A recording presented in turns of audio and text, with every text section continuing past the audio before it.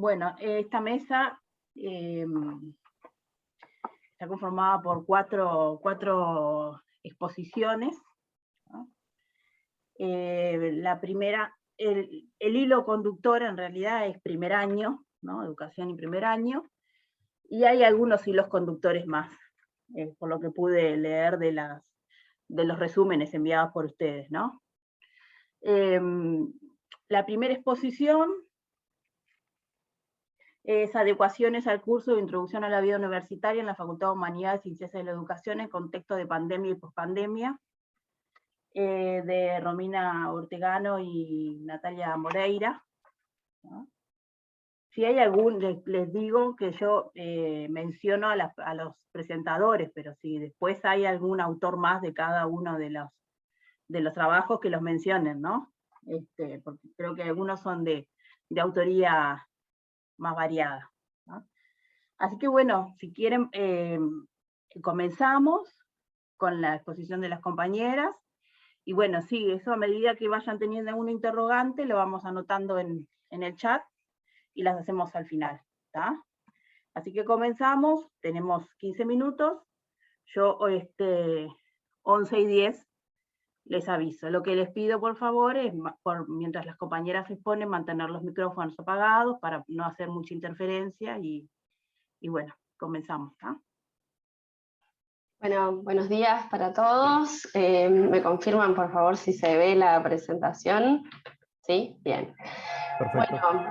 Bueno, este trabajo, como Vanessa comentaba, es presentado por Romina Ortegano y yo. Nosotras somos parte de lo que es la unidad de apoyo a la enseñanza de la Facultad de Humanidades y Ciencias de la Educación. Romina se encarga de lo que es la línea de trabajo pedagógico y didáctico, todo lo que es la parte de trabajo junto a los docentes, y en mi caso, desde marzo del 2020, cuando inició la pandemia, estoy a cargo de la coordinación de esta unidad.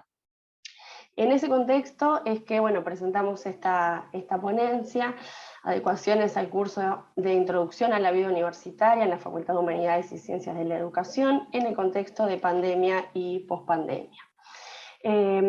Este curso se realiza de forma, digamos, se realiza durante los 2 semestres de cada año, o sea, cuando inician los cursos en marzo y cuando inician los cursos en julio, dado que nosotros tenemos inscripciones en ambos semestres. Es un curso que es obligatorio para todos los estudiantes de la facultad, de cualquiera de las carreras, ya sea licenciatura o tecnicatura que se cursen, y consta de 2 créditos. Es un curso que se da usualmente en tiempos prepandemia durante una semana de modalidad concentrada, tiene 2 horas de clase durante cada uno de los 5 días, de lunes a viernes, y tiene como objetivo presentar aquellas herramientas que los estudiantes necesitan en el momento de iniciarse en lo que es la Universidad de la República. Hay toda una parte vinculada a lo que es la historia y el contexto de la universidad, todo lo que tiene que ver con el cogobierno. Se trabajan también cuestiones bien operativas, ¿no?, sobre lo que es la plataforma EVA, el sistema de gestión de bedelías.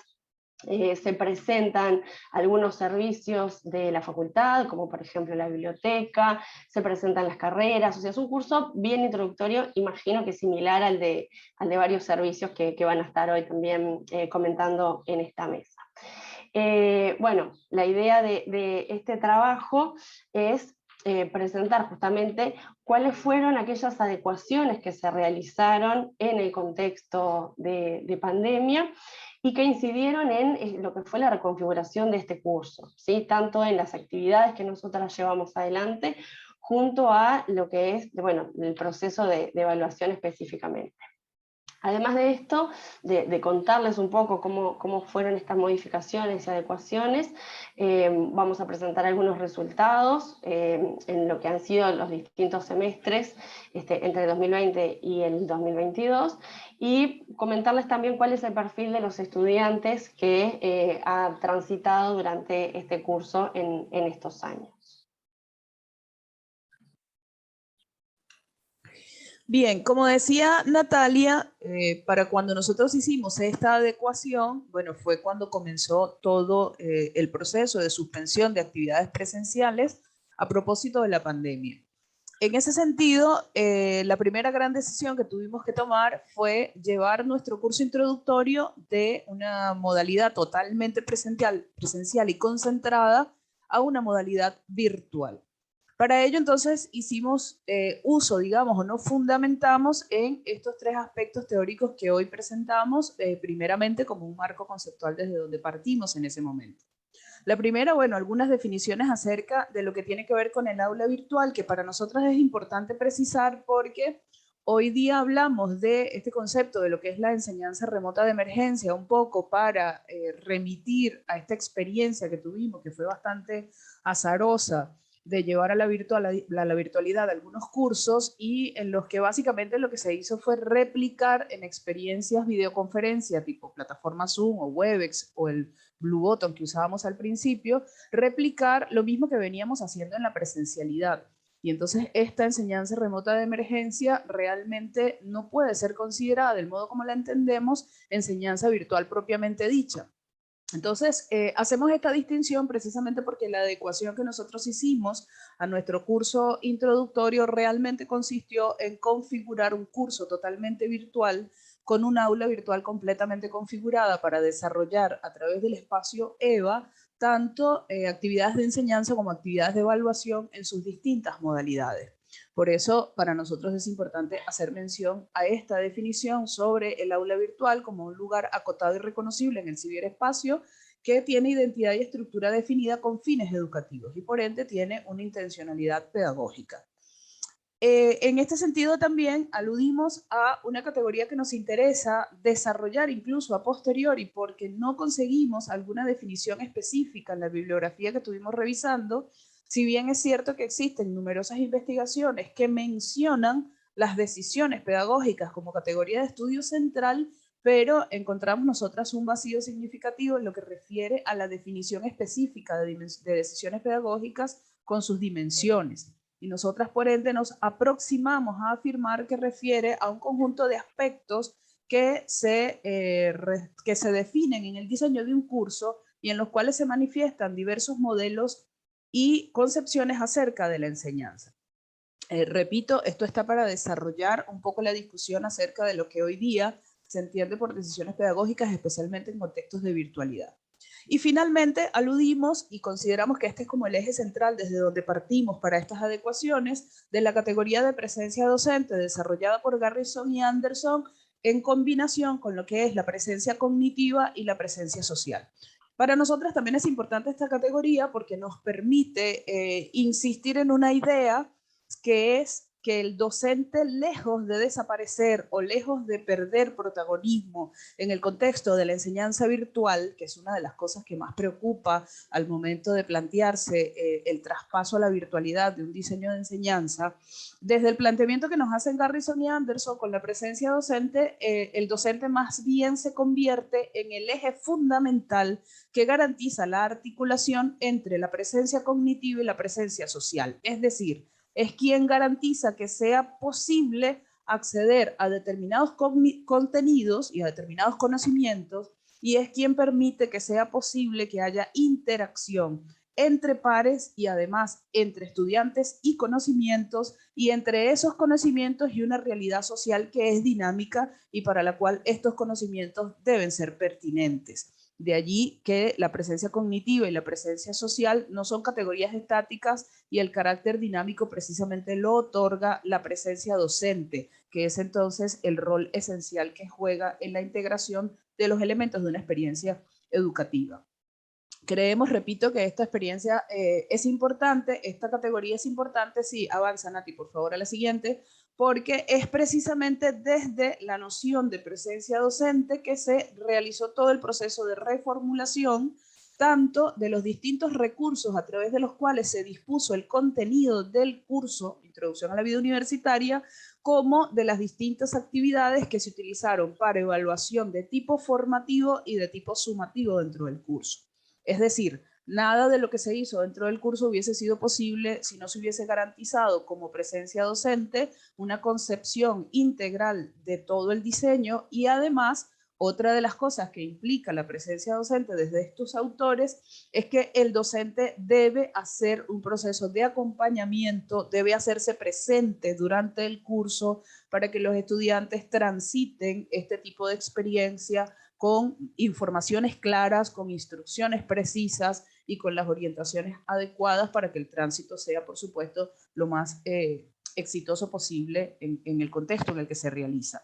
En el momento en el que nosotros hicimos esta adecuación, además esto era fundamental, porque había para todos, por supuesto, que ya creo que algo de eso comentaban en la mesa que recién terminó, había mucha incertidumbre, había una sobrecarga importante de trabajo, había mucha confusión, se estaban generando lineamientos durante la emergencia, entonces era importante que hubiese esa presencia para acompañar el proceso. En ese sentido, entonces, la reformulación o las adecuaciones empiezan por esta definición o redefinición del rol docente, luego con la construcción, elaboración y el diseño de un montón de materiales a través de los cuales se dispuso todos los contenidos que hacen parte del curso.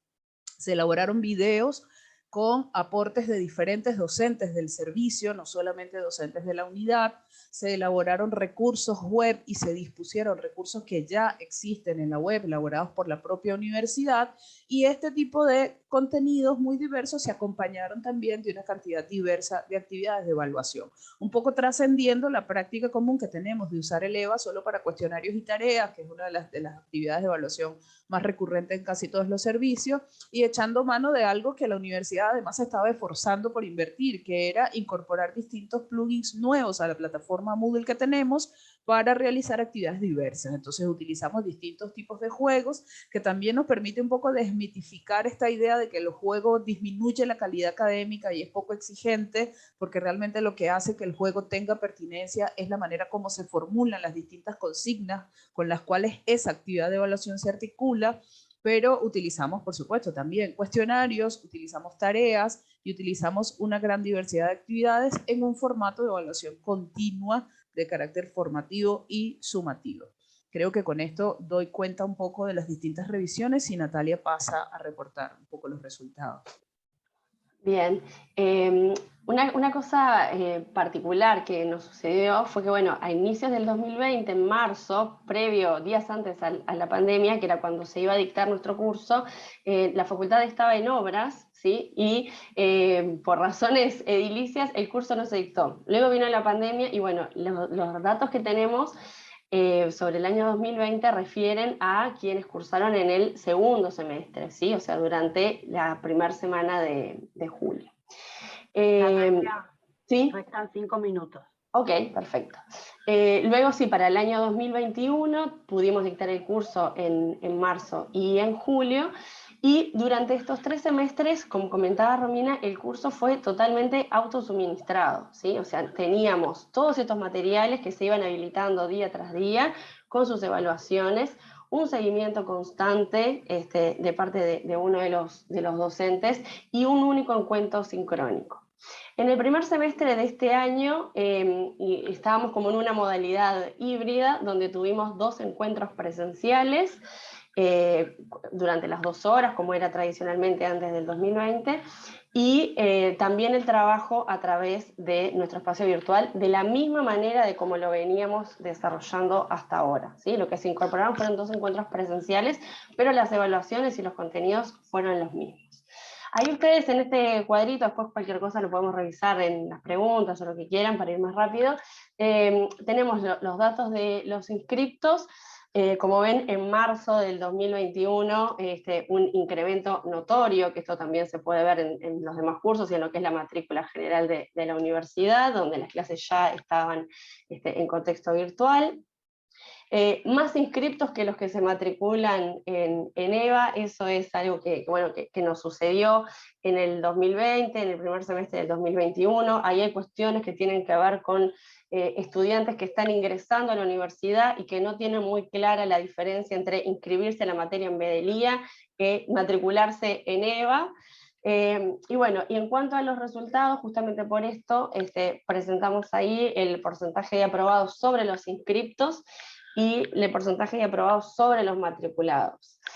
Como ustedes pueden ver, hay algunas variaciones, pero bueno, durante todo este periodo, 2020, los 2 semestres del 2021, era todo íntegramente virtual, y en el 22 fue cuando se incorporaron algunas clases presenciales, y las oscilaciones no están asociadas directamente a lo que es el cambio en la modalidad.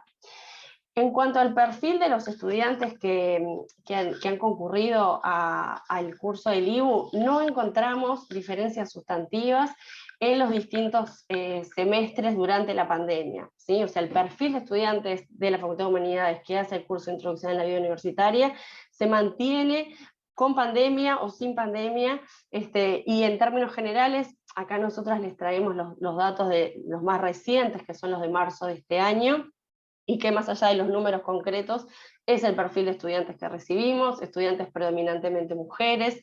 Desde hace ya algunos años está cambiando este imaginario, y las características propias que tenían nuestros estudiantes, de estudiantes mayores, ¿sí? Para lo que fue marzo del 20, el 69% de los estudiantes que cursaron el IBU eran menores de 29 años, ¿sí? En algún otro estudio que estamos haciendo estamos notando esto, una baja en el promedio de la edad de los inscriptos. Casi un 75% en la zona metropolitana del país, la mayor parte de los estudiantes solteros, sin hijos. Nosotros relevamos también si hay estudiantes que tienen algún tipo de condicionamiento para el aprendizaje, esto es, algún tipo de discapacidad visual, auditiva, motriz, intelectual, para poder hacer algún tipo de seguimiento.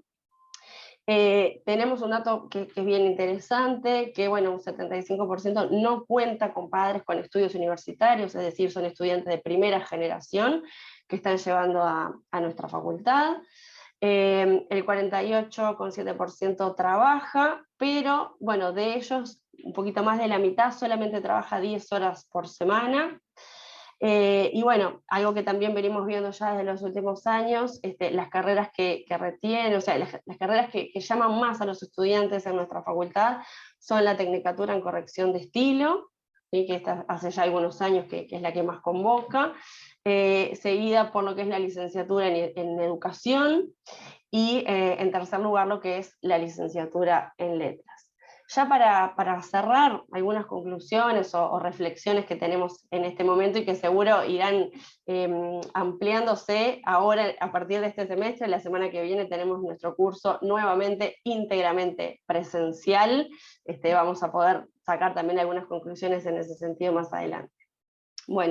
El aula virtual, como lo planteaba Romina, no solo implica traspasar la clase presencial a encuentros por Zoom, ¿sí? O sea, no es hacer lo mismo pero a través de la pantalla, sino que se nos presentó a todos este reto de reconfigurar por completo la dinámica de trabajo en aula y la dinámica de evaluación. Nosotras pudimos notar en este curso que la diversidad de recursos y actividades que se plantearon resultaron favorables para el tránsito educativo, y también vinculado a las cuestiones teóricas, la virtualidad no desplaza para nada al docente en su rol, esto todos lo habremos vivenciado, sino que lo resignifica, haciendo de la presencia docente justamente el elemento integrador fundamental para que tenga sentido este espacio de aula y este trabajo de estos contenidos, tanto en lo cognitivo como en lo interactivo. Obviamente, como todos también lo pasamos, el diseño de estos recursos implica tiempo, todo lo que es grabar clases, preparar evaluaciones a medida, sobre todo cuando uno se está planteando algo como este curso de una evaluación continua, pero encontramos que se vuelve altamente favorable durante lo que es el desarrollo del curso. Entonces, el tiempo. Dale, lo último, no se trata de afirmar entonces que la enseñanza virtual es mejor o peor que la presencial, sino que, hemos encontrado resultados similares en ambos formatos, y veremos ahora la próxima semana con qué nos encontramos. Muchas gracias. Bueno, muchas gracias. Yo no sé si prefieren que les avise por el chat o les aviso directamente por micrófono. a veces uno se pone a hablar y se olvida del chat. Por eso los interrumpo, pero no quiero ser violenta en eso. ¿Tá? Bueno, muchas gracias. Me cayó. Le damos paso a la segunda exposición,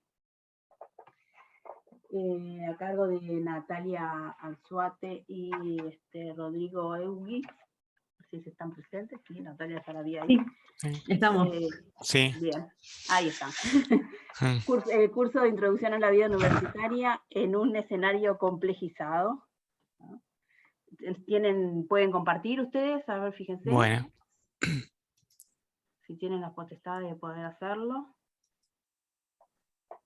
Ahí está. Ahí está. Bárbaro. Estamos en 20, contamos 10 minutos y yo les aviso cuando falten 5. ¿Quiénes vamos a estar? Yo soy Natalia Anzuate, trabajo en la Unidad de Apoyo a la Enseñanza del Centro Universitario de Salto, y nos acompaña Rodrigo Eugui de la Unidad de Apoyo a la Enseñanza del Centro Universitario de Paysandú. Como ven, somos un equipo de trabajo que convoca las dos unidades de apoyo a la enseñanza, que conforman lo que es el CENUR Litoral Norte, el Centro Universitario Regional Norte, que responde a una política de descentralización de la Universidad de la República. Ustedes ven ahí el mapa que tiene señalados con color verde los departamentos de Artigas, Salto, Paysandú y Río Negro, que conforman este Centro Universitario Regional. En el caso de Artigas y Río Negro hay dos casas universitarias que tienen actividades de extensión y cursos de formación permanente, y en el caso de Salto y Paysandú hay cursos de formación, donde hay centros con actividad de formación universitaria.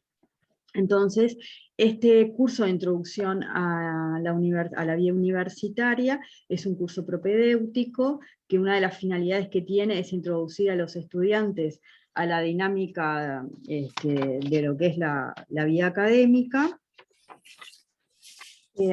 Anteriormente, en 2020, antes de la pandemia, el curso se venía haciendo de forma presencial, entonces si bien se utilizaba el entorno virtual de aprendizaje donde estaba alojado el curso, generalmente funcionaba como un repositorio de contenidos, porque el curso tenía un fuerte componente de presencialidad, porque estaba pensado para la presencialidad.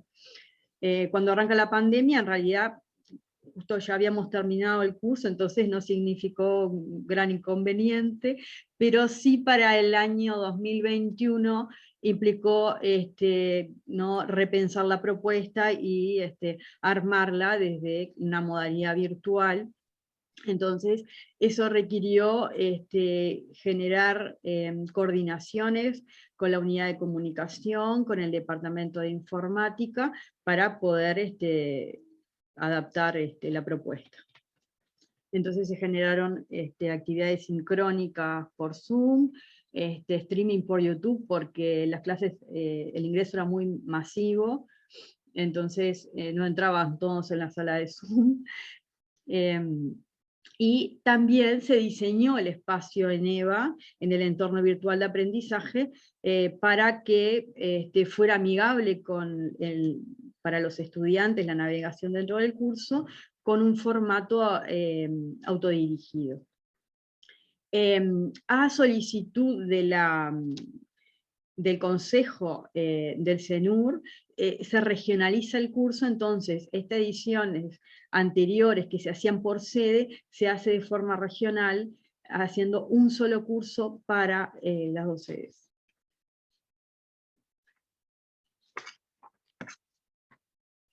Y en la edición 2021, el curso se desarrolla en 2 semanas, con actividades sincrónicas. Después, en realidad lo que hicimos fue una evaluación de carácter de investigación-acción, entonces fuimos tomando elementos que salen a partir de la percepción también de los estudiantes y de nosotros como grupo de trabajo, para reformular el curso en la edición 2022. Entonces se crea el curso por módulos para evitar el diseño del módulo por temas, que quedaba visualmente, no era un formato muy amigable. Y en 2022 el curso se reduce a una semana. Y también se reformulan los módulos en cuanto a los contenidos. Nosotros teníamos un módulo que ustedes ven ahí, es el espacio de participación en la UDELAR, donde habían como diferentes temáticas, y lo que se hace es readecuar los contenidos en otros módulos y generar un módulo nuevo que es de acompañamiento en EVA, teniendo en cuenta que muchos de los estudiantes desconoce el funcionamiento de la plataforma, y sobre todo para que se introdujera más rápido en la dinámica de funcionamiento, cosa de evitar las dificultades. Y si pasamos a la siguiente, ahí lo que tenemos es un cuadro comparativo en cuanto a los ingresos en 2021 y 2022. En 2021 tenemos 1.540 estudiantes, para el 2022 1.311 estudiantes.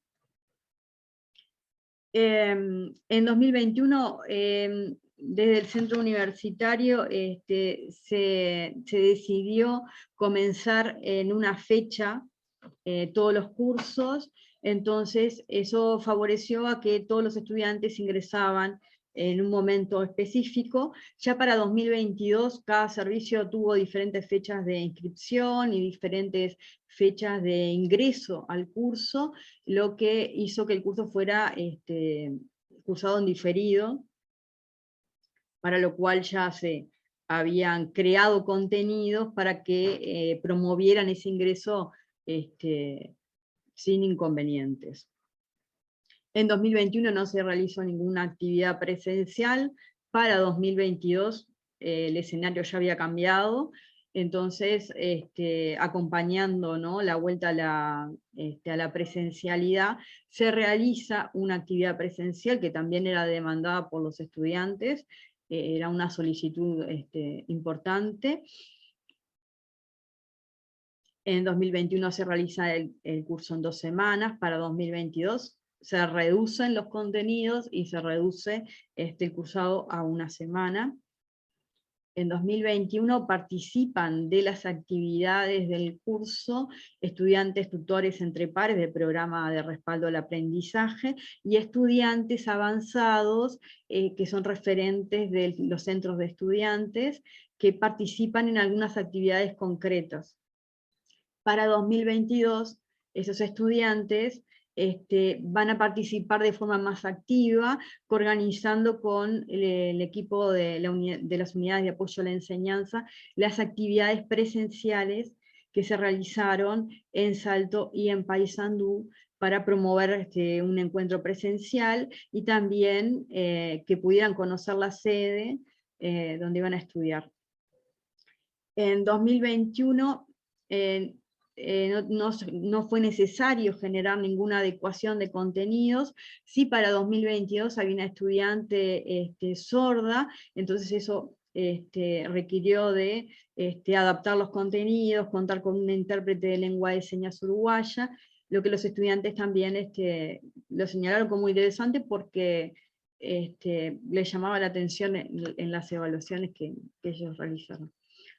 Bueno, el curso fue autodirigido en las 2 ediciones, y algunos de estos contenidos del curso de Introducción a la Vida Universitaria lo toman algunas carreras que hacen el curso en otras fechas. Rodrigo.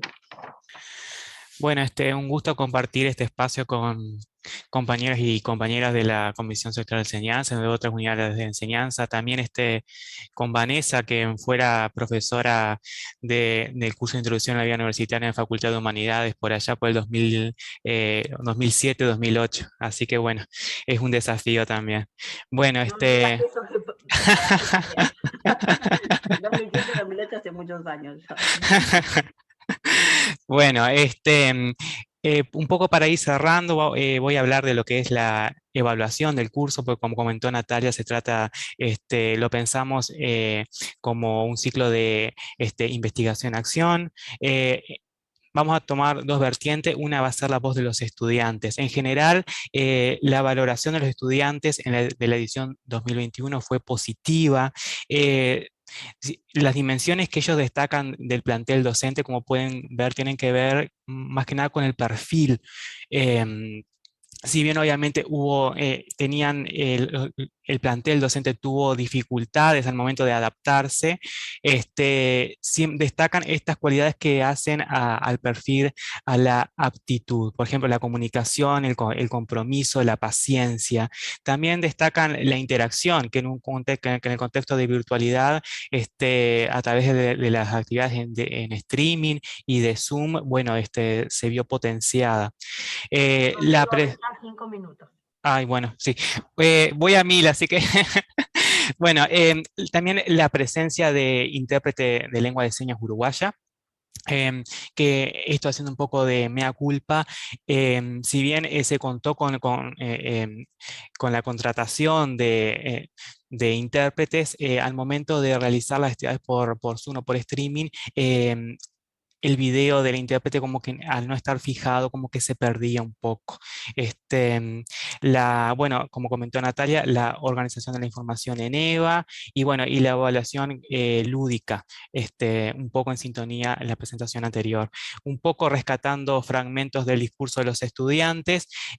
Como podemos ver, ellos destacan esto de el ingreso a una nueva comunidad educativa que posee valores culturales y disciplinares característicos. Un poco lo que comenta Charles Beiserman en Escribir a través del currículum, de ese proceso de endoculturación. Entonces, ven como algo muy positivo. Bueno, el ranking de interés en los módulos lidera en la edición 2022, lidera el módulo Tu Carrera, a diferencia de la edición anterior, donde lideraba el espacio de acompañamiento en EVA. Nosotros interpretamos que este cambio se debe al grado de familiarización del estudiantado con las plataformas educativas. Tenemos que considerar que se trata de una generación que transitó el bachillerato en modalidad mixta, o sea que ya tiene cierto dominio de esta clase de herramientas. También porque el módulo Tu Carrera implicaba un contacto con las coordinaciones de los servicios.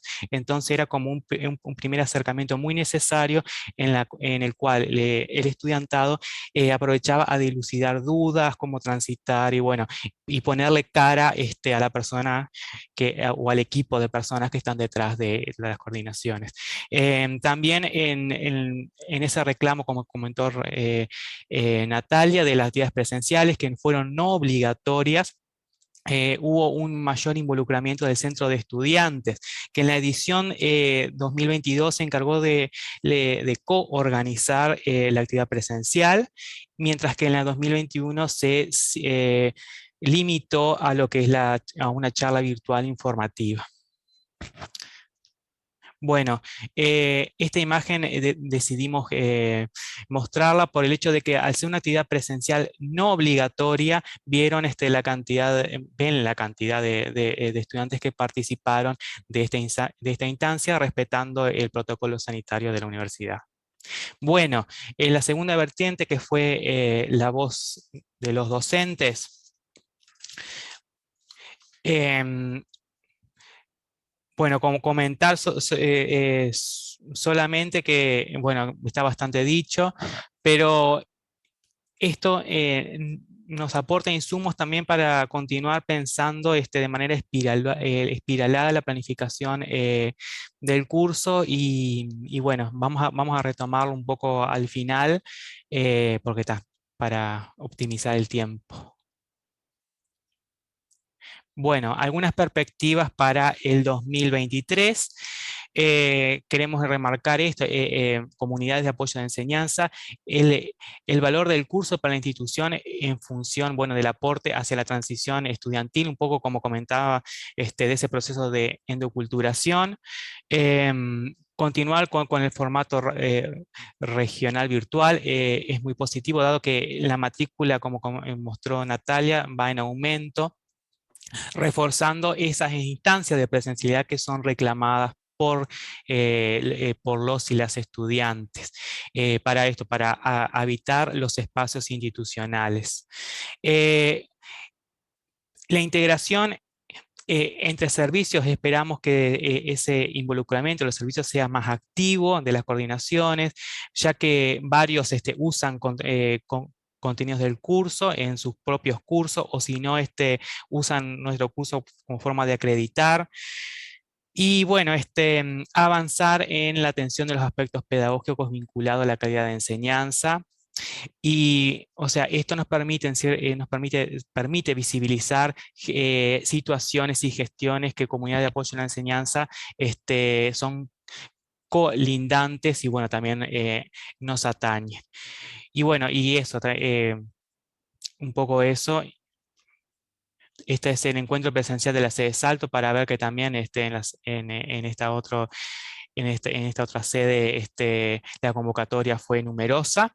Y bueno, resta un agradecimiento por su tiempo y atención, y el primer correo es de la Unidad de Apoyo en Enseñanza de la sede Salto, y el segundo corresponde el primero a la sede Paysandú y el segundo a la sede Salto.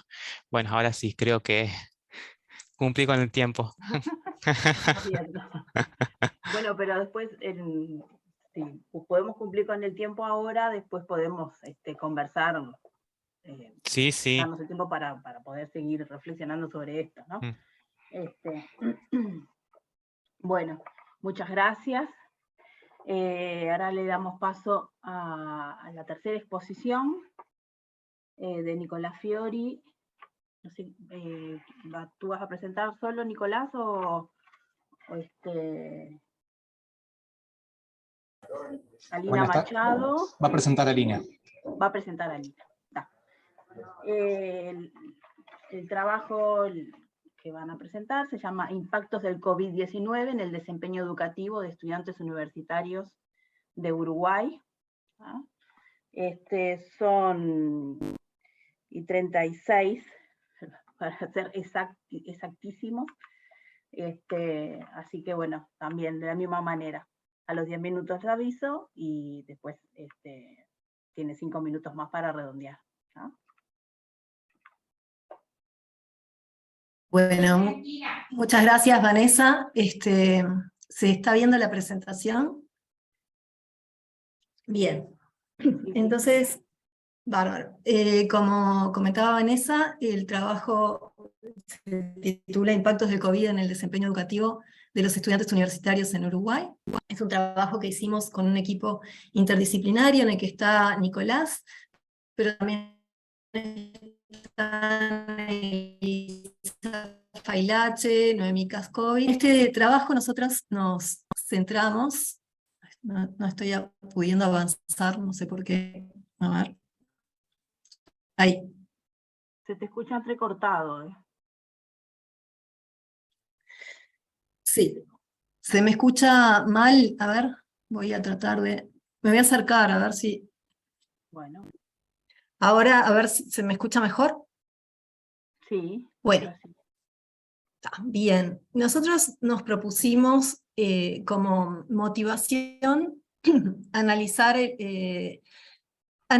y poder profundizar en los efectos de la pandemia en la educación terciaria.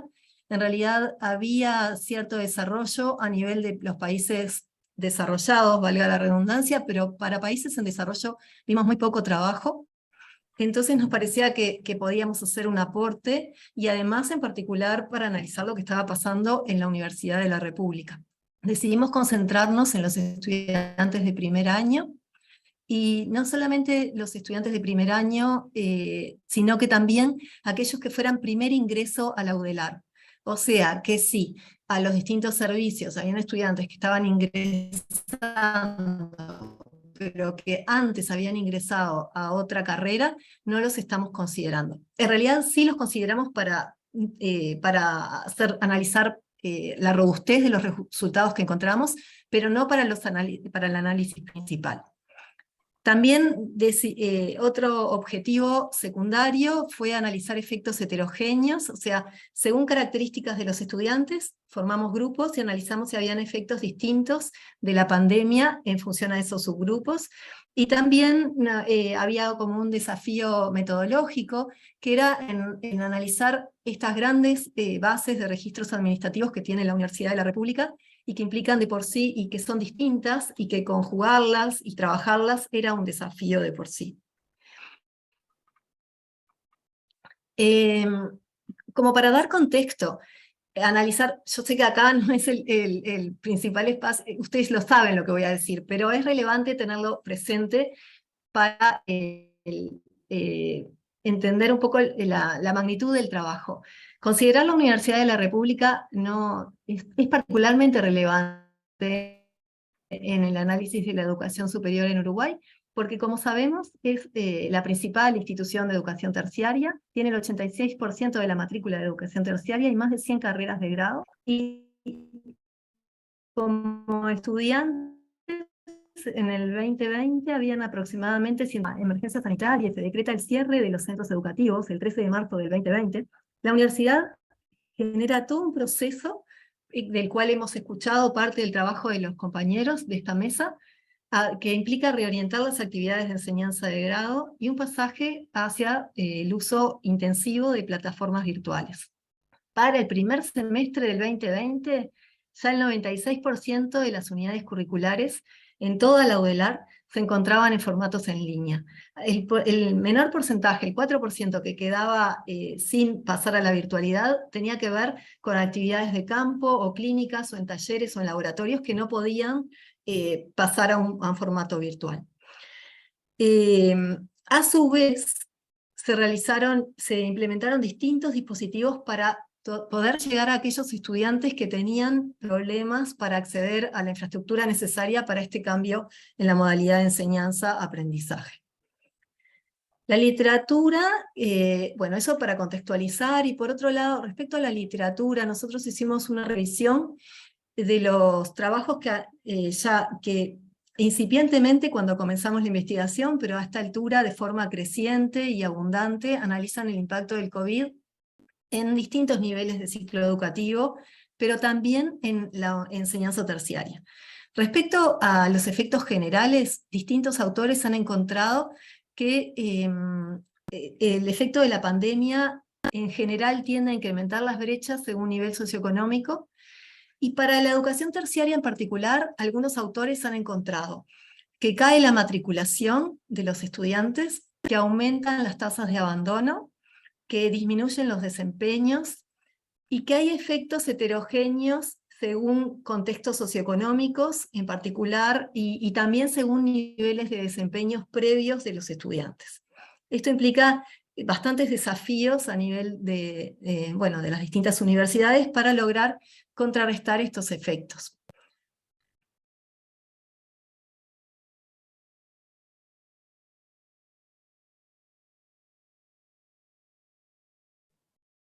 Alina, no sé si nos escuchás.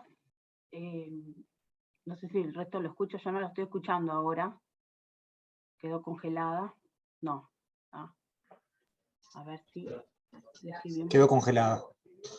Quedó ahí congelada, no. A ver, escribimos por el chat, a ver. Ahí. Alina, ¿nos escuchás ahora? Yo sí los escucho. Yo los escuché siempre, no sé si ustedes a mí. Ah, no, te nos habías quedado con la imagen congelada y sin voz. Y ahora sí, ¿se me escucha? Sin problema. Sí, ahora bien. Sí.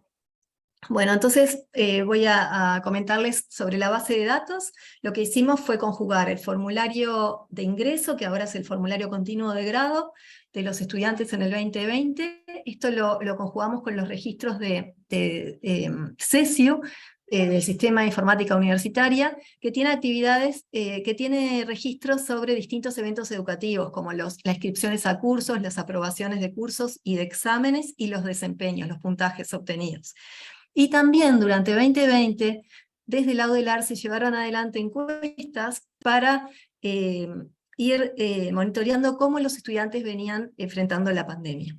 Toda esta información, estas bases de datos, nosotros la unimos en una única base, construimos una única base de datos a nivel de estudiante-carrera, que nos permitía tener la trayectoria de los estudiantes durante primer año.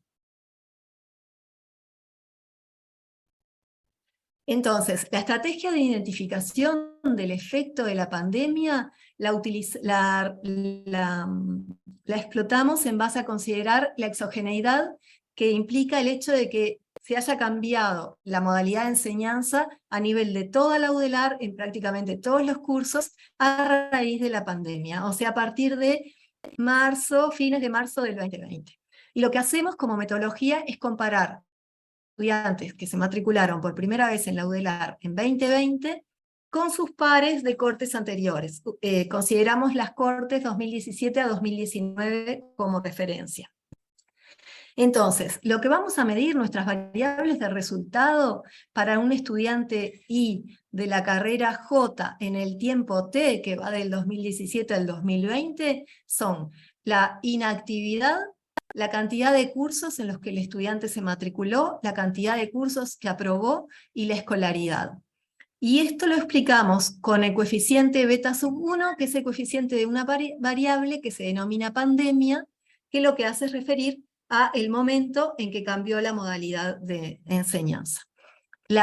X refiere a una matriz de variables de control, que son las típicas que se utilizan para analizar desempeños, como sexo, región, tipo de institución de educación media superior y el nivel educativo parental. Por otro lado, esta variable que se denomina U sub J refiere a cada una de las carreras que consideramos que son.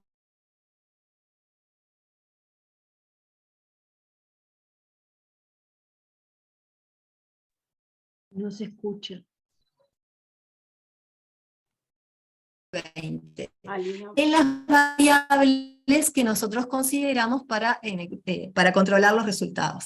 Y lo interesante que podemos ver es que en general se mantiene el promedio de estudiantes según género, región, edad, tanto para la corte 2017, 2018, 2019, como la 2020. O sea, no encontramos un cambio en la composición de los estudiantes en el año 2020. Esto es esperable, dado que la matriculación en el 2020 había sido previa a la pandemia, había sido en febrero. Pero esto es muy importante a los efectos de validar los resultados de la investigación a la que nosotros realizamos. Como variables. 5 minutos. Muy bien. Bueno, solamente voy a hablar bastante rapidito de los descriptivos de las variables de resultados. Les comenté cuáles eran. Y lo que podemos mostrar es que en las variables de resultado, en los descriptivos de inactividad, que en el 2020, la Corte 2020 parece tener un porcentaje de inactividad mayor, y también en cuanto a la escolaridad, que parece ser una escolaridad un poco más alta, si ese es 5,95 de escolaridad en relación a 5,31, 5,26. Cuando analizamos los resultados, estos eran los descriptivos en bruto, cuando analizamos los resultados controlando por las variables que les comenté, a los resultados que llegamos es que es significativo el efecto de la pandemia en la inactividad, o sea, hay un porcentaje más alto de estudiantes que permanecen inactivos, y también en cuanto a la escolaridad promedio, que aumenta en 0,6 puntos aproximadamente. Esto es robusto, tanto si hacemos el análisis sin controles, con todos los controles o con controles solo de las bases de registros administrativos. Si consideramos también a los estudiantes si incluimos a los que tenían una afiliación anterior a la UDELAR, los resultados se mantienen, pero dejan de ser significativos en inactividad y permanecen para la escolaridad. Es decir, parece que la escolaridad aumentó para todos los estudiantes, pero los efectos en inactividad son más fuertes, o sea, la pandemia afectó particularmente a los primeros ingresos a la UDELAR. También analizamos efectos diferenciales, como les había comentado, y no encontramos efectos diferenciales en cuanto a la escolaridad promedio. Parece haber afectado negativamente más a los varones que a las mujeres. En cuanto al nivel educativo de los padres, encontramos que el efecto parece haber sido peor para los que tienen padres con un nivel educativo que no alcanza la universidad. También un puente positivo en cuanto a la escolaridad, el efecto y en cuanto al número de años de cursos aprobados para aquellos que vienen de un bachillerato privado. Y parece haber sido un efecto un poco más negativo para los estudiantes de Montevideo que los del interior. En cuanto a la encuesta de estudiantes, lo que los estudiantes comentaron como dificultades eran particularmente la falta de interacción con otros estudiantes y con docentes, las dificultades de balancear el tiempo de trabajo y de estudio, y los que mencionaban que tenían pocos recursos para el aprendizaje virtual. Y por otro lado, como aspectos positivos. Alina, no te estamos escuchando, no sé, me dicen algún compañero acá, si capaz que si apagás la cámara, podemos lograr terminar escucharte, o no sé si Nicolás quiere hacer algún redondeo, estamos un poco en la hora. Bueno, no sé si ahora me A ver, escuchan. Ahí, a ver. Acá, en canales quedaste, los aspectos positivos de los estudiantes. Bien, cualquier cosa, Nico, vos me complementás, ¿está? Bueno, sobre los aspectos positivos... Terminando, Alina. Es que esto termina en realidad con esta diapositiva. Es comentarles que los cursos, que la flexibilidad que aporta la pandemia tiene efectos o se correlaciona positivamente con la cantidad de cursos aprobados y con la escolaridad. En particular, el hecho de tener los cursos en cualquier momento de tiempo. Luego lo que hacía era una síntesis, pero bueno, por razones de tiempo lo dejo pendiente para más adelante. Muchas gracias.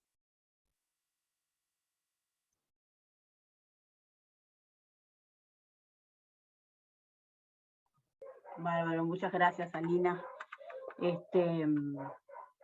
Sí, eso es una de las cosas que tiene el Zoom. Cuando le viene que se quiere trancar, no para. Pero igualmente ahora en la segunda parte podemos debatir y podemos conversar más sobre el trabajo que hicieron ustedes, ¿tá? La cuarta exposición se llama Permanencia y desafiliación en la educación superior desde la interdisciplina, a cargo de Nicolás Chiarino. No sé si está, creo que sí, ahí. Hola, buen día. Buen día, Lucía Garófalo, y tengo cortado Carolina Rodríguez Enríquez. Bueno, pueden compartir la pantalla, lo mismo que los compañeros. A ver qué hora tenemos. Son y 55, y bueno, a los 10 minutos les aviso como resto de los compañeros, ¿está? Muy bien, gracias, Vanessa. Bueno, buenos días para todas y todos. Un gusto de poder estar en esta instancia de intercambio. Comienza mi compañera Lucía y bueno, después yo sigo la presentación.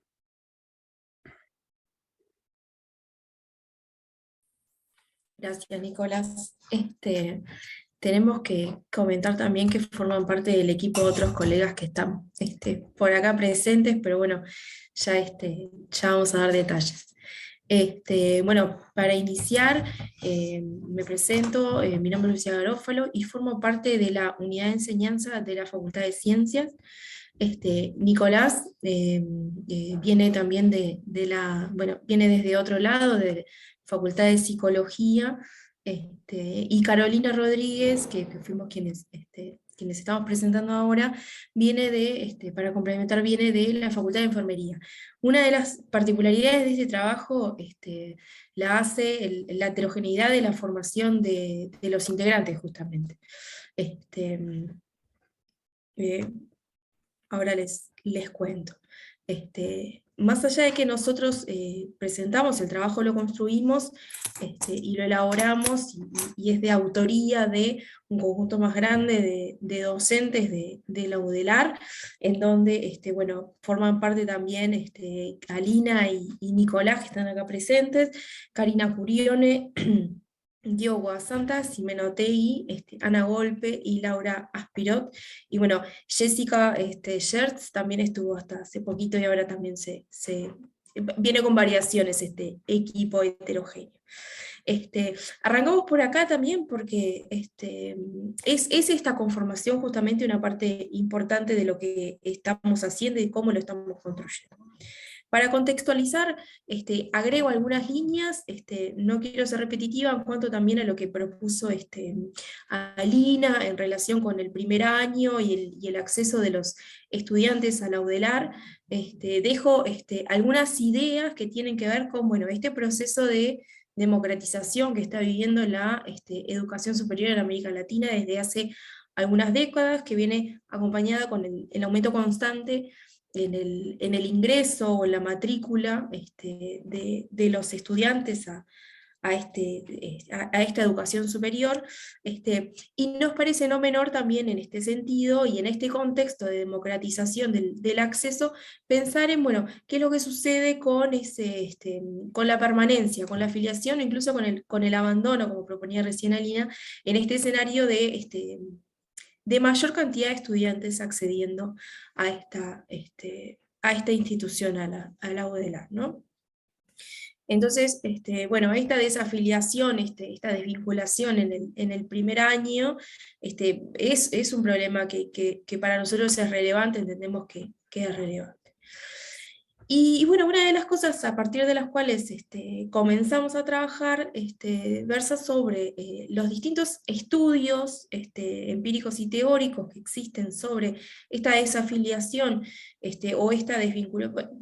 Tiene incluso hasta varias acepciones, varios términos distintos desde los cuales se lo menciona, y tiene estudios, se han realizado estudios, pero que se enfocan desde una perspectiva disciplinar, ¿no?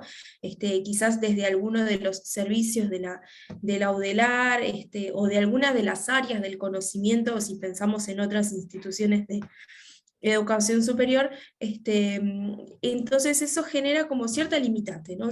Genera como cierta visión que entendemos que puede ser una parte de cómo se estudia ese problema, ¿no?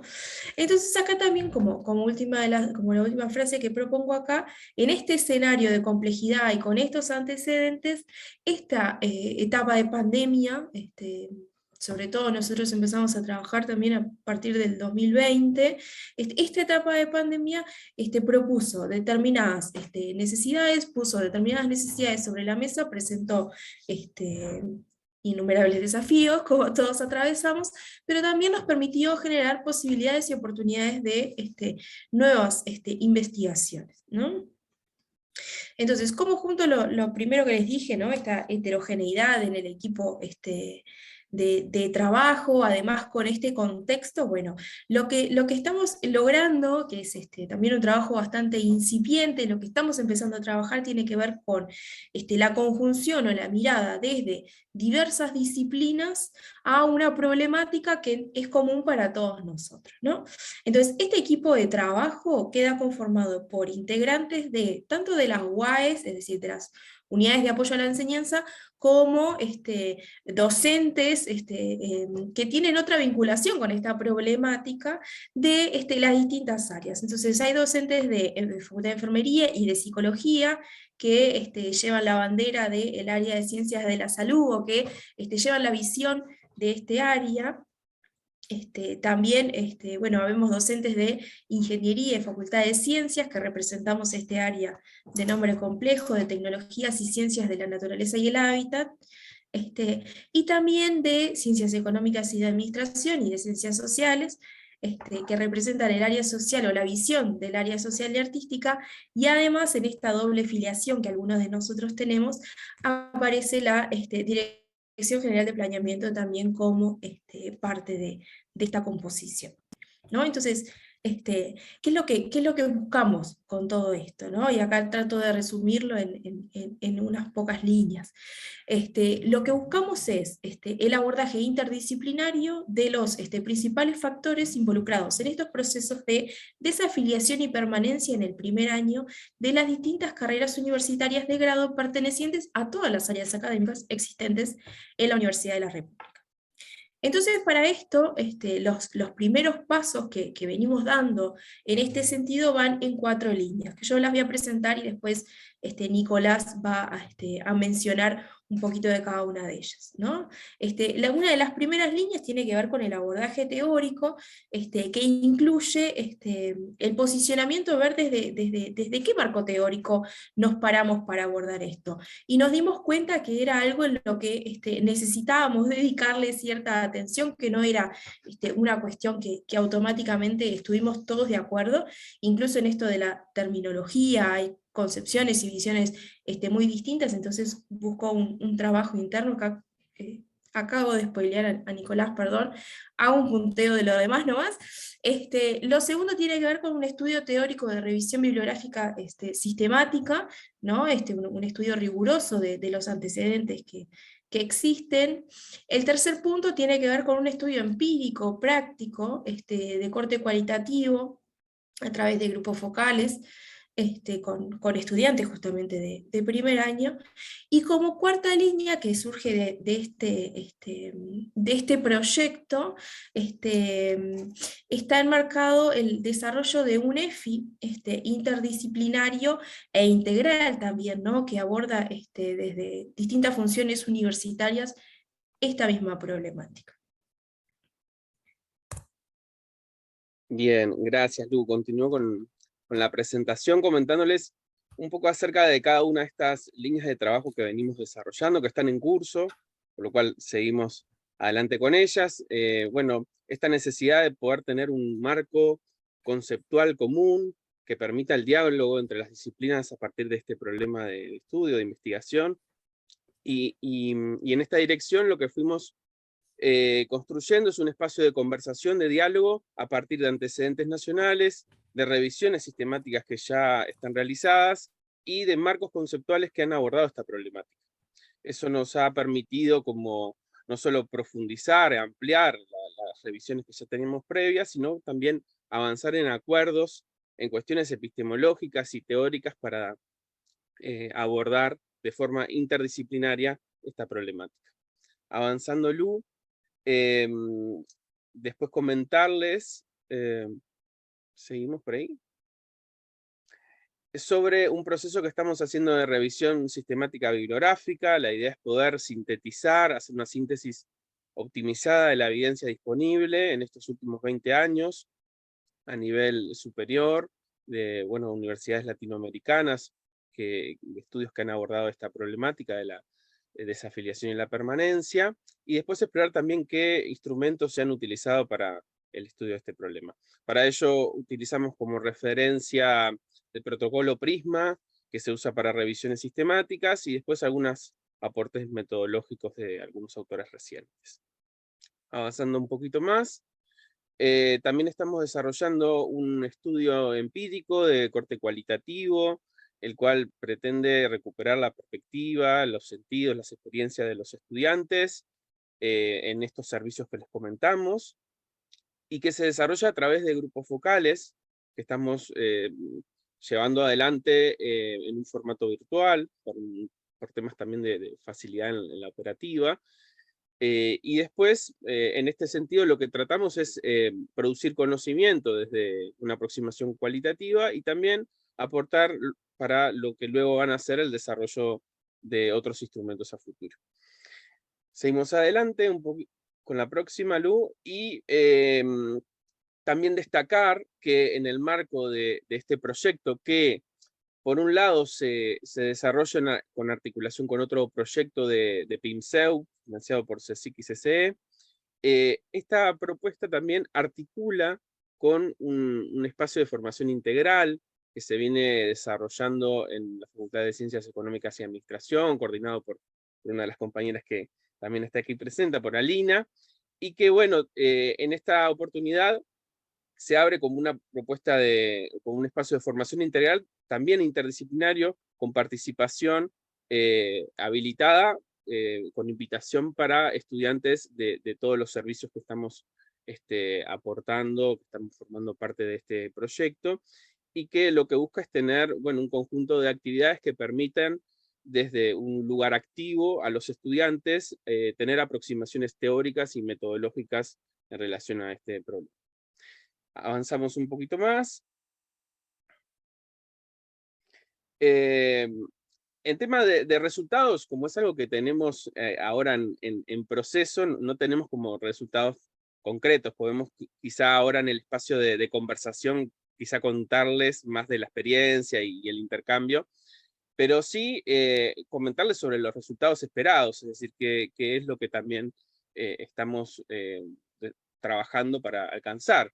La idea es consolidar un equipo interdisciplinario, es decir, de poder dar como un salto cualitativo en las condiciones también de abordaje y de producción en relación a esta temática, en función a cuestiones previas que nosotros habíamos identificado. Entonces, bueno, todo ese trabajo de generar equipo y esas condiciones que luego puedan ser tendientes al desarrollo de un núcleo interdisciplinario. En esta oportunidad estábamos hablando de un semillero interdisciplinario, y la idea es poder ir avanzando hacia esa consolidación en un núcleo, producir conocimiento interdisciplinario sobre este problema, y también poder explorar las implicancias que están asociadas a los efectos de la pandemia, a lo que viven los estudiantes que los vivieron, los cambios que se fueron generando, porque este problema adquiere como otras características, ¿no?, a partir de lo que fuimos transitando en estos años. Entonces también poder ver algo de estas particularidades en función de lo que se ha investigado previamente. Y después también el desarrollo de las funciones universitarias desde una perspectiva integral, es decir, a través del diálogo interdisciplinar, pero también en el diálogo entre las funciones universitarias que implica la naturaleza de las acciones que venimos desarrollando. Nicolás, restan 5 minutos. Sí, bueno, ya justo estábamos cerrando. La siguiente, Lu. Agradecerles este tiempo, la atención, y ahora quedamos disponibles para así conversar un poco más de la experiencia y lo que venimos desarrollando en esta segunda etapa. Gracias. Bárbaro, muchas gracias a todos. Muy interesantes. Yo hago una especie de comentario de las exposiciones y de los resúmenes, pero después dejo abierto, tenemos unos minutos para poder conversar. Cuando Nancy me invitó a poder moderar la mesa, tenía que ver también con una inquietud que tiene que ver con el primer año, ¿no? Primer año universitario.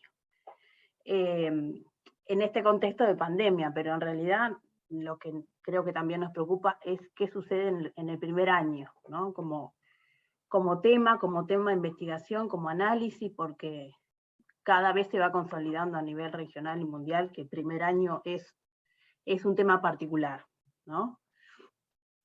Y en este contexto de la pandemia, que también implicó para muchos adecuaciones, para otros adecuaciones en cuanto a los contenidos no tanto, sí aprender a manejar herramientas digitales nuevas. Y ahí viene una de las preguntas que me parece que podría ser como disparadora. ¿Qué concepciones en general, pedagógicas generales, ¿no? Pedagógicas como lecturas de la realidad, políticas, hay detrás de la necesidad de adecuar los contenidos en el contexto de la pandemia? Porque, por lo que planteaban algunas de las exposiciones, hubo una adecuación de los contenidos, ¿no? ¿Qué quiero decir con esto? Que uno podría decir, bueno, yo uso los mismos contenidos a través del medio virtual, y ya está, ¿no? Como docente yo cumplí con mi tarea. Pero sin embargo hay una necesidad detrás de eso. ¿Qué intención o qué concepción hay detrás de cuando un docente plantea modificar una práctica de enseñanza? Cuando ve que hay algo que no está funcionando. ¿Es solo la modificación de la práctica o hay una concepción política más general detrás de eso? ¿No? Eso es una de las cosas que a mí hace tiempo que vengo pensando, ¿no? También pensando en las innovaciones educativas, por qué uno innova, por qué uno reflexiona sobre la práctica. O sea, en realidad yo creo que hay cuestiones de fondo que a uno le preocupan que tiene que ver con esto, ¿no? Con la exclusión, con el buscar la permanencia, con buscar buenos desempeños, pero también buscar aprendizaje, porque son como dimensiones diferentes, ¿no? Uno puede medir desempeños, pero no sé si mide aprendizajes, ¿no? Son como cosas que pueden ir juntas o no, porque a veces uno tiene incorporado como muy bien el tema de ser buen estudiante, saber lo que el docente quiere, responder a eso, pero no necesariamente significa un aprendizaje en el sentido más profundo de modificar estructuras, ¿no? Entonces son como cosas para ir pensando y que tienen que ver también con el primer año, ¿no? También pensar, más allá de la contingencia de la emergencia, si la modalidad virtual pura, o sea, Zoom o lo que fuera, o streaming, ¿no? Es lo más adecuado para los estudiantes que ingresan, ¿no? O si no es una modalidad que puede permanecer más que nada ya con estudiantes que avanzan en la carrera, donde la función docente es una función más de andamio que en los primeros años, ¿no? Los primeros años el docente tiene que cumplir, creo yo, una función mucho más sostenedora y de acompañar en forma permanente. Algo que me llamó la atención es la diversidad y aquí creo que la última exposición lo plantea, la diversidad de la terminología en las que cada uno se para analizar el primer año y el COVID, en las consecuencias del COVID, que son, por ejemplo, desafiliación, abandono, desvinculación. Bueno, todas estas denominaciones, estos enfoques tienen que ver también con lecturas o posicionamientos ideológicos con respecto al fenómeno, ¿no? En algunos hay una responsabilidad más individual, por ejemplo con el abandono, y en otros hay una responsabilidad en su mayoría institucional. Y me parece que parte de los enfoques que se plantean acá tienen que ver con las lecturas de lo que se puede hacer dentro de la institución para que el estudiante esté, ¿no? Pero por el otro lado, y hoy en día hay como un corrimiento, que es el análisis de qué hacer para que el estudiante esté. Muchas veces sabemos por qué se va. Bueno, pero ¿qué hacer para que el estudiante esté? ¿No? ¿Qué hacer para que, bueno, cuáles son los términos que hoy en día se están como en juego? Para retenerlo, para que permanezca, para que persista, para que se comprometa. Hoy está como muy el tema del compromiso. El compromiso que logra el estudiante con la institución, pero con sus propios aprendizajes. O sea, es como que es difícil definir por dónde uno quiere elegir el marco teórico y analizar estos temas, ¿no? Son temas sumamente complejos, donde muchas veces significa tomar partido, ¿no? Yo creo que hay como determinadas escalones en lo que tiene que ver con la política, por lo menos de la Universidad de la República, que es una universidad muy particular en la región, ¿no? Es pública, abierta, bueno, todo lo que ya sabemos. Que hay como un primer escalón de políticas que es la universalización, la apertura a todo aquel que quiera estudiar, ¿no? Con políticas muy concretas, de inscripciones, de ofertas de carreras, etc. que hay un segundo escalón de políticas que tiene que ver con la inclusión educativa y todas las políticas de apoyo, tutorías, becas, las bienvenidas, el tocó venir, todo esto, ¿no? De entender que hay un estudiante que institucionalmente no es el deseado, entre comillas, al estilo de Bourdieu, pero que está, y que hay que hacer algo para apoyarlo. Pero creo que las exposiciones que ustedes plantean es como una vuelta más a la rosca, que es en realidad qué hacer con esos estudiantes, ¿no? Qué plantear desde lo pedagógico con esos estudiantes. Y por eso digo que es como una vuelta más a la inclusión, porque es la inclusión desde el conocimiento, desde el conocimiento académico y disciplinar propios de cada una de las disciplinas, desde un lenguaje, desde un comportamiento, desde prácticas profesionales, desde comunidades científicas, que me parece que ahí es donde en realidad está la clave de la inclusión, que es la inclusión de apropiarse de la comunidad a la que uno quiere pertenecer. Y ahí está la mayor dificultad de los estudiantes que vienen con un capital cultural diferencial al esperado por la universidad, ¿no? Esas son las cosas que a mí me llevaron como a pensar con sus exposiciones y con los resúmenes, ¿no? La diversidad de aspectos y de cosas que en realidad están preocupando en primer año, que tiene que ver con la baja aprobación, con la masividad, con la desvinculación, con la comunidad, y bueno, son cosas que me parece que son interesantes, que como docentes las pensemos y tratemos de buscar alternativas desde los pequeños lugares, pero también a través de políticas, que se puedan formular políticas más macro para poder también tener como un paraguas de acción, ¿no? Igualmente yo creo que la universidad,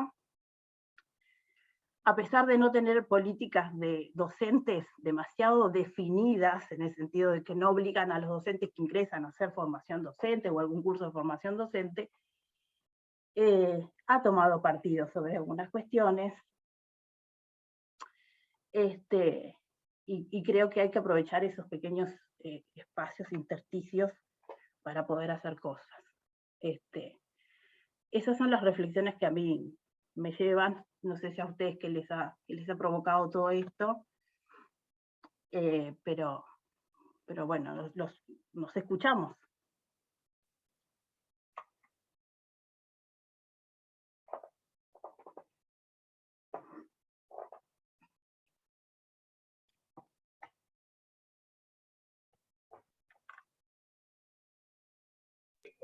¿Tomo la palabra, Vanessa? Sí. Bien, bueno, gracias por las presentaciones de todos los compañeros, excelente, y por tus reflexiones. Vanessa, creo que como universitarios nos debemos seguir profundizando ciertas reflexiones en cuanto a esto que planteaba Vanessa, ¿verdad?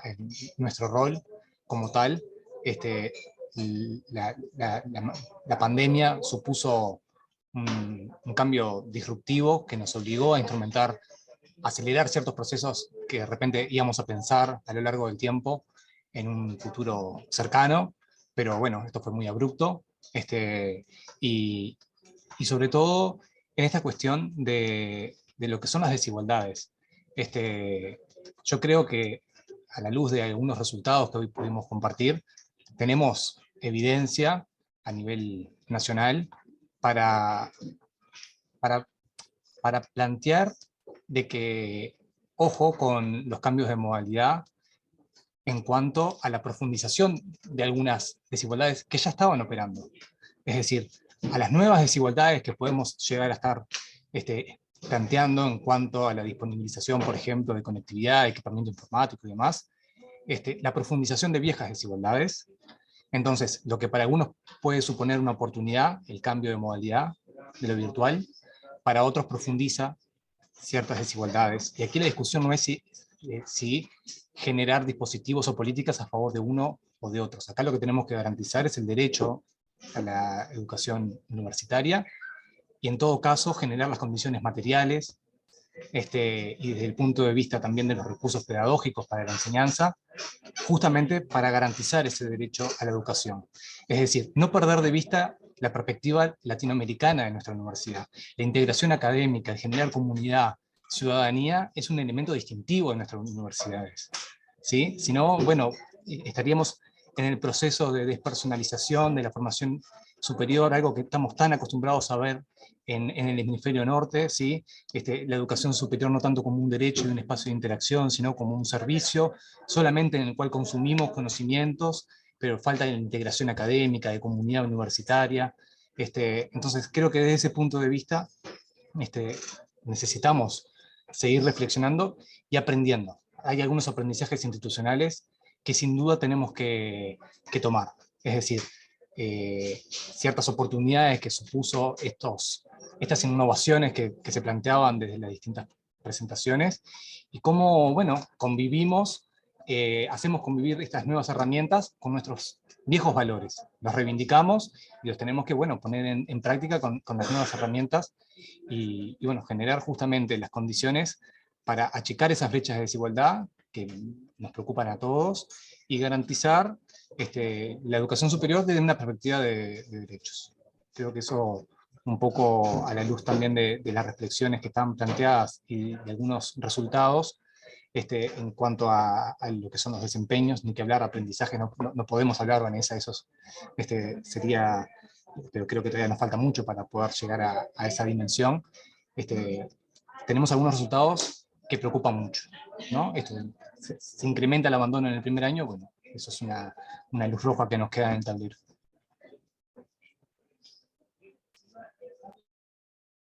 Sí, yo creo, ahora le voy a dar la palabra a Natalia, que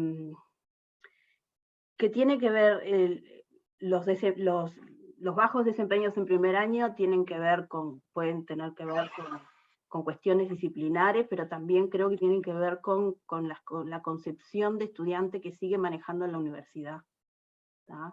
De un estudiante que prácticamente que es joven, que no trabaja, que tiene tiempo, y bueno, la realidad ha llevado que el estudiante es un ser mucho más complejo que antes, y por eso decía de Bourdieu, ¿no? Del tema, como lee la universidad, de los herederos del capital cultural, de las herencias culturales, y al ingresar nuevos sectores sociales, que a mí me parece bárbaro, pero la universidad no ha logrado modificar, cambiar lógicas que estaban pensadas para otro tipo de estudiantes. Entonces también yo creo que ahí está el tema de las dificultades de los desempeños, y aparte el reclamarle a secundaria habilidades que no tienen la función de enseñar y que sí se requieren para la universidad, ¿tá? Por ejemplo, cuestiones de lectura, de autores, que no se hace secundaria, porque no es, o sea, le reclamamos cosas que no es la función de secundaria, y que la universidad los ha asumido en algunos de forma más, con mayor impulso, y en algunos momentos no, como es la lectura y la escritura académica, que ahí Susi puede decir que en realidad que es algo muy particular de conocimiento universitario, académico, disciplinar de la universidad, que los estudiantes no lo traen, que lo reclamamos, pero que en realidad la universidad también tiene que tomar fuertemente partido sobre eso, tal vez no tanto como una actividad de inicio separado, sino integrado en lo curricular como una actividad más, ¿no?, de práctica cotidiana. También esas cuestiones tienen que ver con los desempeños, ¿no? O sea, son múltiples factores que se cruzan.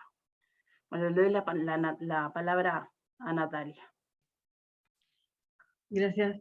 En consonancia con lo que venía comentando Nicolás y con lo que venías comentando tú, Vanessa, una de las cosas que vemos, que una cosa es el ideal de decir, los estudiantes que ingresan son todos jóvenes, o por lo menos en su mayoría, y son nativos digitales, y ese es un gran error, porque independientemente de las edades, a veces la realidad no condice con este ideal, entonces hay muchas dificultades desde, por ejemplo, por ahí los estudiantes suelen utilizar redes sociales, pero poco el correo electrónico, o utilizan códigos comunicacionales adecuados a las redes sociales, pero no a las comunicaciones más formales en el ámbito institucional. Entonces todo eso supone una adecuación, primero de nosotros, de introducirlos a la cultura y darles algunos piques de esto de cómo comunicarnos, por ejemplo, el lenguaje adecuado en los foros,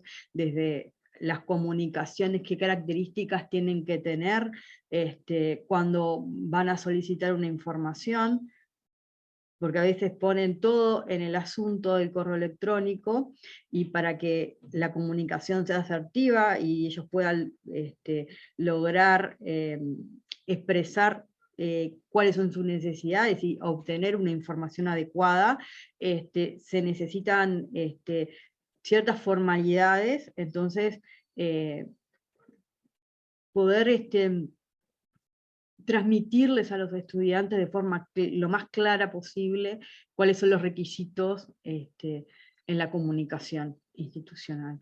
Sobre todo nos suele pasar en los correos electrónicos, que generalmente se hacen preguntas o utilizan un lenguaje muy impreciso, que hace que tengamos que mandarle otro correo para preguntarle a ver, bueno, cuál es su necesidad, y explicitarle qué otra información necesitamos para poder darle respuesta a sus dificultades. Era ese comentario. Sí, exactamente. También hay autores que hablan del paréntesis Gutenberg, ¿no?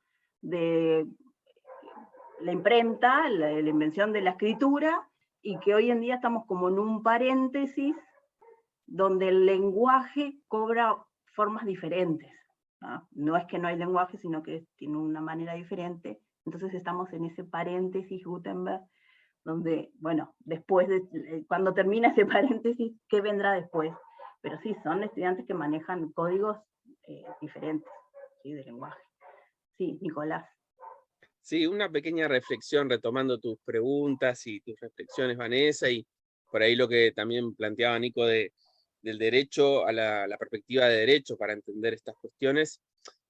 Me parece que es importante como situarnos como desde una perspectiva compleja, multidimensional, dinámica sobre estas cuestiones donde, bueno, hay diferentes dimensiones, variables que se ponen en juego, y que los primeros acercamientos que vamos teniendo, los primeros relatos de los estudiantes nos dan cuenta de eso, que hay cuestiones que se ponen en juego a nivel de los sujetos propiamente dicho y sus familias, pero hay cuestiones que se dan en el interjuego con los pares, hay otras que se dan en las aulas, o se dan en la interacción con los docentes, o la interacción en el centro, o de ciertas políticas con efectos concretos, o de ciertas representaciones sociales sobre las profesiones y cuestiones de dinámicas que hay a nivel laboral, y bueno, si esto es lo que estoy estudiando me va a servir para trabajar, etc.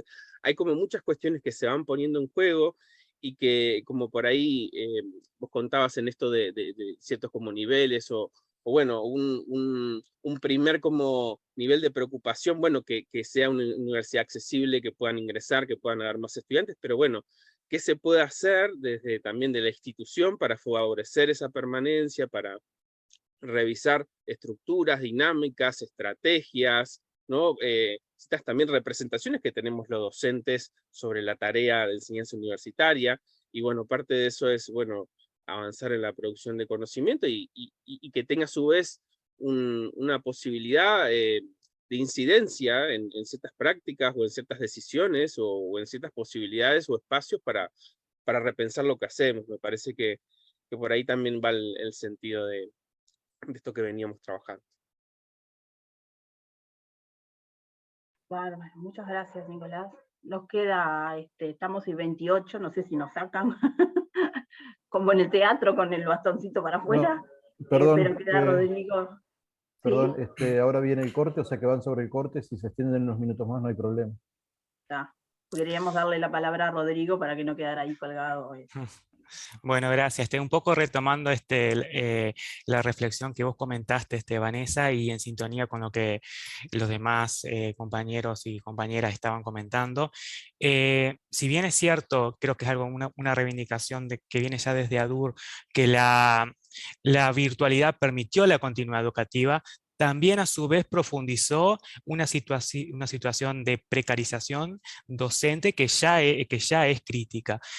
Si vamos a la presencialidad, por ejemplo, grupos de primer año masivos en aulas enormes, y la virtualidad también permitió un ingreso masivo, pero no acompaña el ratio de docente por estudiantes. Cada vez los estudiantes ingresos son más y los docentes somos los mismos, o a veces con el recorte menos todavía. Y creo que es algo que también hay que poner sobre la mesa, porque las condiciones presupuestales van a condicionar este trabajo con la generación de ingresos. Obviamente los docentes, el colectivo docente en general pone su mejor disposición por innovar, pero cuando la realidad supera estas condiciones, se hace inviable. Entonces, por ejemplo, hablando en diálogos con compañeras que embarazadas y tenían me decían, digamos, comentaban, al estar conectadas, la gente no me da tiempo para estar con mi propia familia. Entonces creo que hay que poner sobre la mesa una situación que nos atraviesa a todos y que condiciona también mejorar este proceso, bueno, que todos llevamos de la mejor manera y bueno, con las posibilidades que tenemos. Eso. Sí, es cierto. Muchas gracias, Rodrigo, por tus reflexiones. También hay una cosa que también es interesante pensar, más allá de la virtualidad, puede ser en virtualidad o puede ser en presencialidad, si debe de haber una didáctica específica para el primer año y si debe haber alguna didáctica particular para la masividad, ¿no? Hablando también con este tema de la falta de recursos docentes, ¿no? Porque a veces uno, si tiene masividad, pero tiene para formar grupos más o menos razonables para poder trabajar, bueno, puede abordar determinadas cosas. ¿Cuáles son las alternativas en la masividad? La masividad también, o la numerosidad también, está en el contexto de cada uno de los servicios, ¿no? Pero también son cosas para pensar, ¿no? No sé si alguno más quiere hacer algún comentario, si no, bueno, les agradezco a todos, me parecieron súper interesantes todas las exposiciones, las reflexiones de todos, y obviamente como es la universidad nos vamos a seguir cruzando porque nos cruzamos siempre. Así que bueno, muchas gracias a todos por participar, y bueno, nos vemos en otro momento.